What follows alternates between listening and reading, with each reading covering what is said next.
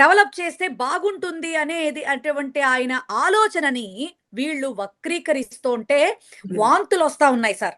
నిజంగా నేను చెప్తా ఉన్నాను సార్. ఇప్పటికి నువ్వు 54,000 ఎకరాలు కలెక్ట్ చేశావు. అసలు ఇప్పటి వరకు కూడా సిగ్గు లేకుండా నిన్న ఆయన మున్సిపల్ మినిస్టర్ గారు సార్ ఎంత గొప్పగా చెప్తున్నాడంటే కేవలం 690 మందికి మాత్రమే పెండింగ్ ఉన్నారంట ఇవ్వవలసినటువంటి ప్లాట్ల వాళ్ళు. అంటే నువ్వు పేపర్‌లో ఇచ్చేస్తే సరిపోతుందా? అసలు వాళ్ళ ప్లాట్ ఎక్కడ? వాళ్ళ ప్లాట్ ఎక్కడ ఇస్తున్నారు మీరు? ఎక్కడ మీరు డెవలప్ చేసి అసలు రిటర్నబుల్ ప్లాట్స్ ఇవ్వడం అంటే ఏంటి? నువ్వేమో ఎకరానికి 2,00,00,000 అవుతాయంటున్నావు.